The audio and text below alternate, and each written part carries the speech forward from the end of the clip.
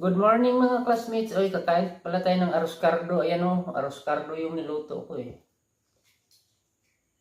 So, arroz cardo, ito yung gagamitin natin kasi mayroong nag-request eh. Ayan o, ito yung request mo nina. So, yung gagamitin natin yung chopstick no sa kuan arroz cardo. Pwede kaya. Pero gagamitan natin itong straw. Ganito yung gagawin natin para hindi tayo mahirapan ba maghawak. Kasi mahulog eh. Malaglag kasi kapag wala ito. Ilagyan natin ng straw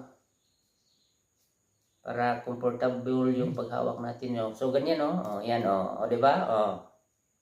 O, di ba lami kaya ang pagkagunit, oh.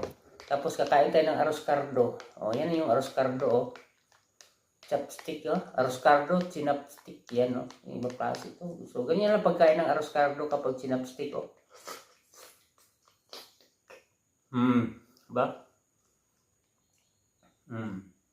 Mayroong chicken kasi arroz cardo eh. Kapag arroz cardo, mayroon talagang chicken, no? Yan o.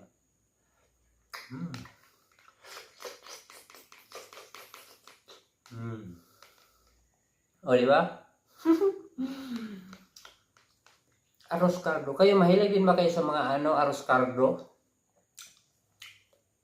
Padula to itong naong bike. Mauro ba gipangita ko nung pinapilit ba ang naong sa screen daw para makuan daw yun. Yan ang arroz cardo ha. Chopstick yan. Arroz cardo, chopstick gamit.